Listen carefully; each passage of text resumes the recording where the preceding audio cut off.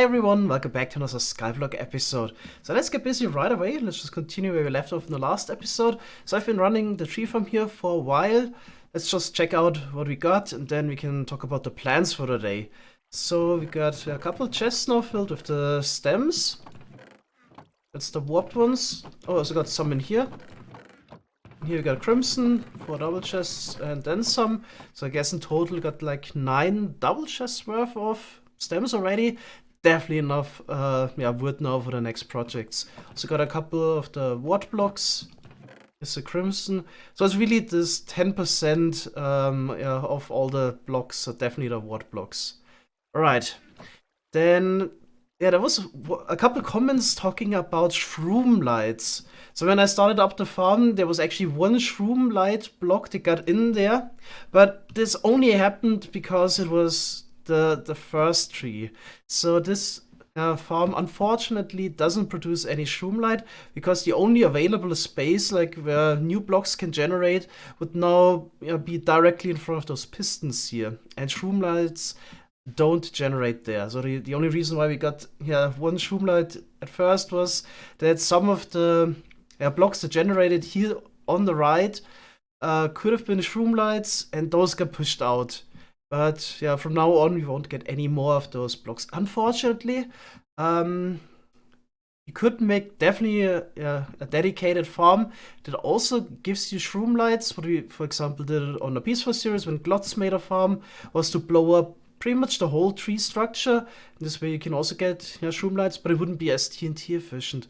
Not entirely sure, maybe if you would add a couple more pistons here on the side here pushing in blocks, then we could also get some shroom lights, but overall the speed of the farm, the rates would definitely suffer from this.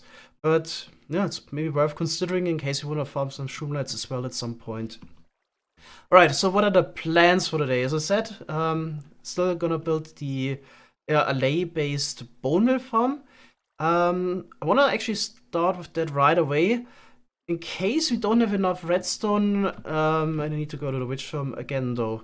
Also thought about more about the project, about debunking the villager-based redstone farm. The more I thought about it, the more it actually kind of makes sense. So not really in terms of speed, because even one witch shot is hard to compete with in case you need to breed a lot of villagers. But the main advantage of the villager system, so the idea is to breed villagers.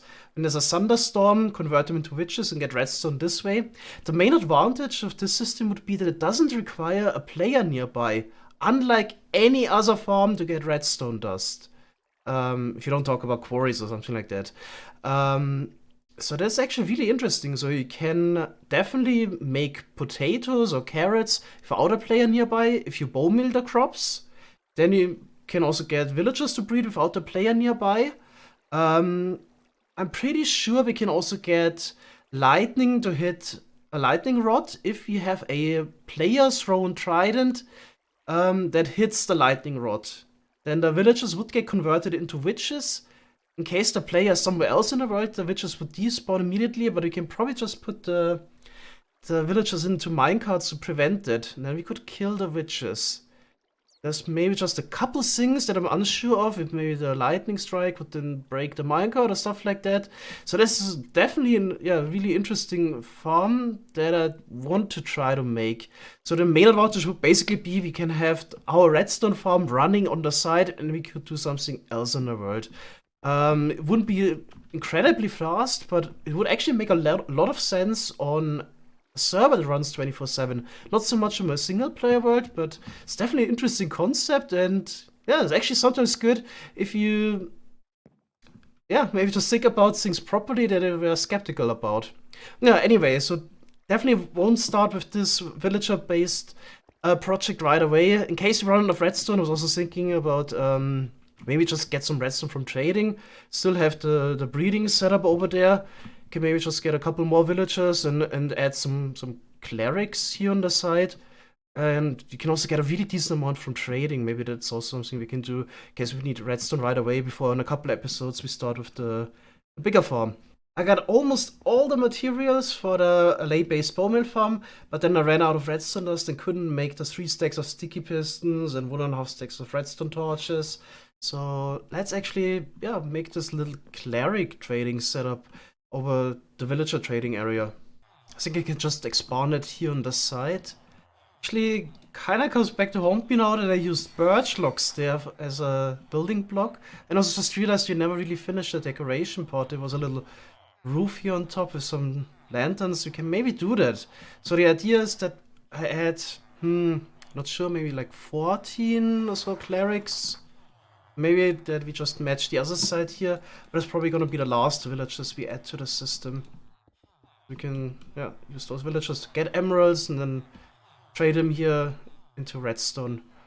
Alright, yeah, then I'm just gonna add a couple more modules here on the side. I probably also have to start chopping down some birch trees again. This is like the last stack of logs I have. Okay, first villager is in. There we go. Okay, and the last one is in as well. So I'm just gonna grab some iron, sell it for emeralds, and then we can buy some redstone here. I was actually running low on iron blocks at the trading setup, so I decided to go to the iron farm. It's actually maybe good we can check up on this. So since I added the crafting system, I haven't really checked if this is still working, but it seems like it does the job.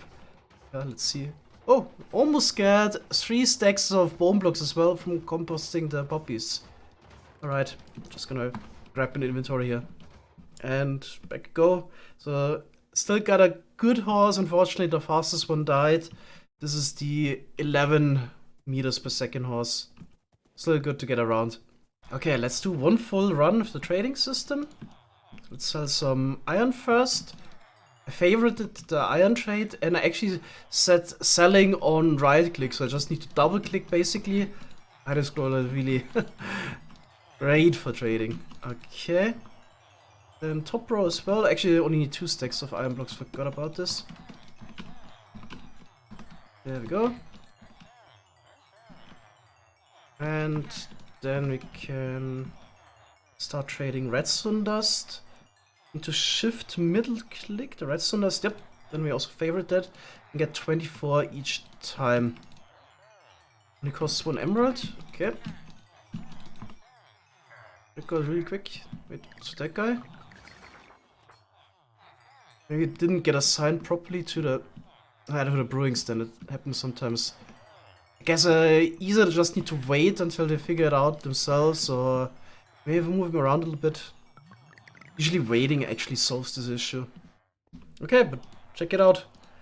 Yeah, almost got 5 stacks of redstone dust. So this is definitely a really good alternative. Quickly get 5 stacks of redstone dust in like a minute or 2. Every time we can come here, and I think by now those guys have reset, so we can uncraft the blocks here again and do it another time. So compared to running over to the witch farm, this is pretty decent. Still wanna do this other redstone farm, the villager converting to witches. I just think it's a fun idea to do. So now I have all the required items. I can head over to the sand farm and start building. So the plan is to just place all the blocks first, maybe run the farm a little bit, so we can get all the moss related items, and then we can bring over the allays and assign those.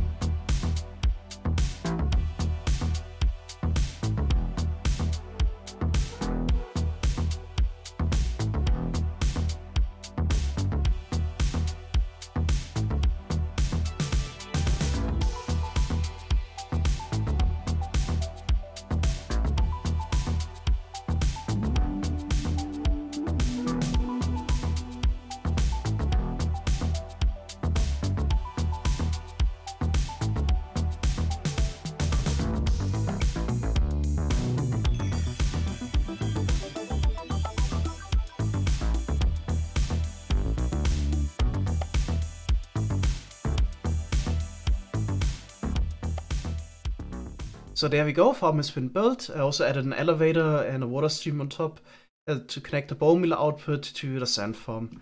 So I'm gonna turn this on real quick. Yeah, the lever is a really inconvenient spot. Bit of a downside, it's also not really easy to do this differently right now. I should have done this a bit differently, but let's check it out. So we definitely do get some moss. Oh, it seems like only one of the dispensers got filled so far, but it's okay. Yeah, I'm gonna pick up some of the items here so we can assign the allays correctly. I think the first 4 slots were for the bone blocks.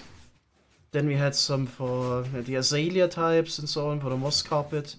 Yeah, also still need to bring over all the allays. So the plan is, I guess, just to get them all in there, assign them with the items, and then somewhere get them inside of those holding chambers, close the doors. It's kind of important because the allays would always pick the closest node block that is getting activated next to them. Right, yeah, gonna pick up some of the items and then get the allays. So I caught some of the allays, but unfortunately some of them escaped as well. And it seems like they tend to float down. I'm not sure if I can even save those guys. I have to go to the void eventually. It would be kind of hard to reach. But, well, we have the allay from, we can always make more. So I got like 8, 9 of them now attached on leads. I would just try to bring those over and see how it goes, and then maybe get a second batch. This seems actually quite promising. Yep. There's another layer. Yeah. When I opened the door, so many of the layers immediately shot out. Could maybe make a smarter system to not lose any, but I just, yeah. I guess it's a sacrifice I'm willing to make if some of the layers get lost. Okay, already place some blocks so we can get around the portal. One is under the blocks, so come on, buddy. Maybe it also works. Can maybe drag him under the portal? Let's see. I should probably extend this a little bit. Okay. Seems like it's fine, but we can maybe check at the spawn if there's some lays left. And now we can just run over here and drag them into the portal. Assume this works. Okay, I can even run fast to get dragged. Nice. There we go. Of course, on the other side, we need to... Oh, we should have maybe placed some blocks around so the lays don't just immediately take off. Well, again, let's see how it goes. Oh, do we have some blocks left? Yeah, glass. Spawn proof. Yeah, last guy. Yeah, I'm pretty sure they're gonna take off on the other side. Really have placed blocks around. Yeah, they're everywhere. Oh god. I mean, you can maybe get some of them. I should have maybe given them items and it would come back to me. Yeah, it would have been better, I guess. Well, at least I got 2 allays in. Not that great, but it's a start, I guess. Alright, there's still some items even. Just gonna give him... Yep, those blocks. Then we can drag them into the cell here. Let's see. There we go. Okay, 2 inside. Oh, okay. It's a bit tricky to get them inside here. Now they want to get more items, okay. It's kind of fun. Okay. Now we can get them in here. And I think I'm just gonna break the lead by walking away. Okay, so we got 2 inside. 20 more to go. Okay, now at least we know what the issues are. So there's one more lay in the nether. He's already below Y0. I managed to give him an item. I was wondering, can he actually fly up? Or do they actually bug out if they're below Y0? It seems like they actually bug out. Yeah, the guy's not doing anything. Can maybe try to rescue him with the lead. If I place a slab, I should be able to reach him.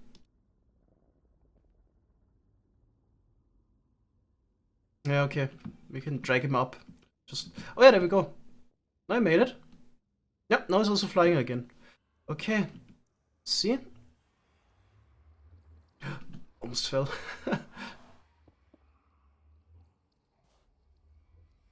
Hmm. Yeah. Ah, it's tricky. It's almost worse than dealing with villagers. There we go. I've never actually brought an Allay to the other side, so is he still assigned to the player? When he crosses the dimension, should be able to find this guy. Yeah, some of them also are below Y -64. Okay, so he's still assigned to the player. That's good. Then I could maybe just go up to the farm, get a third guy in. It would be nice. Just follow me. No. Ah, it seems like it's really an issue if they fly below the lowest block and then they bug out. So I got one more in. Now let's try to get the others. So I managed to get 4 more Allays. That's pretty much the rest. Yeah, I also gave them blocks this time. This should definitely be helpful. So I also placed a couple blocks around the portal so they shouldn't just be able to take off this time. Get them all in. Yeah. Looks like it. No, we got still 2 attached. Now he's under the blocks. And we might have lost him. Yeah. I guess if I would do this from scratch again, might be a good idea to actually put them higher up so they don't fly to below Y0 that much. Okay. Well, if you can at least get 3 more guys, it would already be quite helpful. You got 6 and... Well, we have the farm, we can always make more Allays. And the leftover Allays that are not reachable anymore, I'm not sure if we should just shoot them with bow and arrow. Might be a good idea. Because they actually do count towards the passive mob cap. If you check the second, we got 12 passive mobs somehow. Could be an issue. Okay. Maybe just throw down an item. We got an incentive to fly down.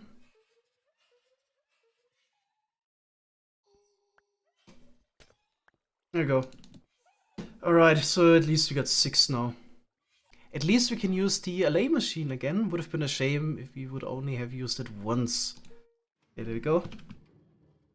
Isn't the villager? Voker should still be there. Yep. There you go. Got at least 2 Vexes. Oh, there's even a double.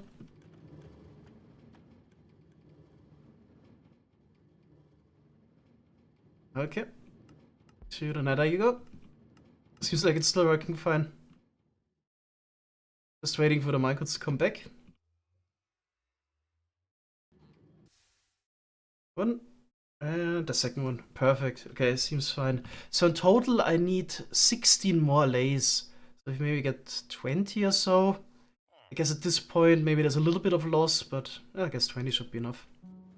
So this definitely should be enough here. I'm just wondering if I should try to do it in 1 or 2 batches. Like 20 Allays at once, probably a bit much.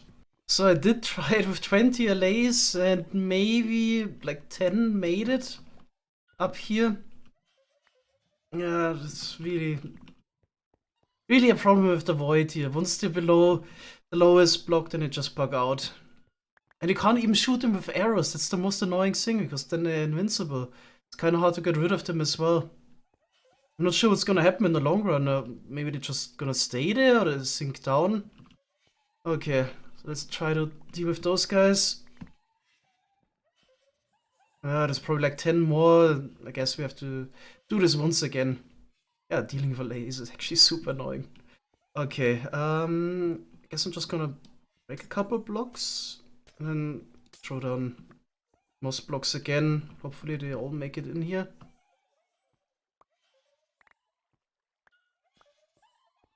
Ah, no, the eye is not really working. Bit of a pain.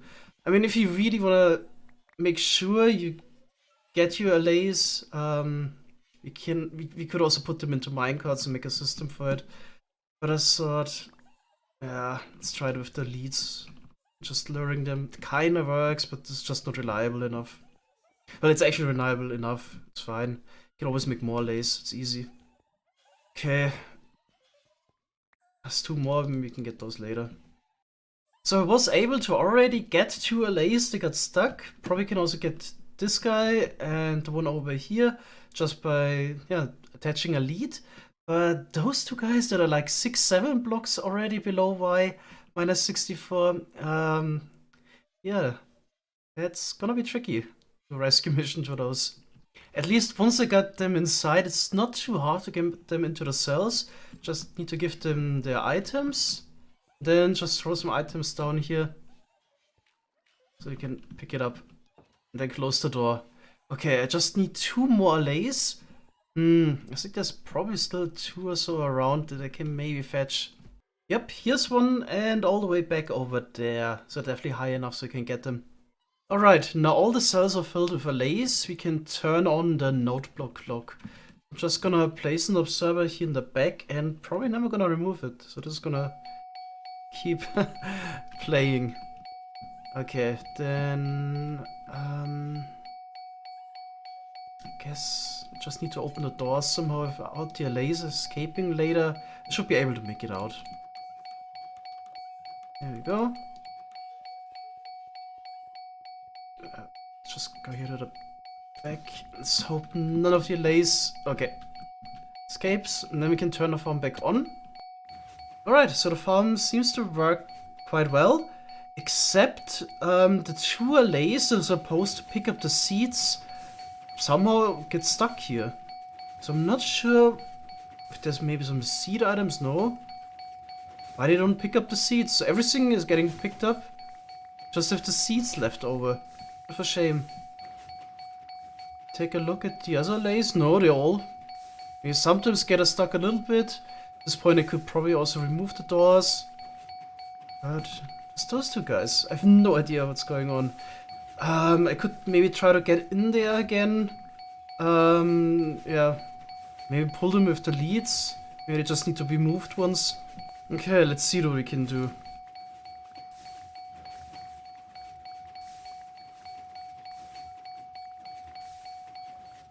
Move them away.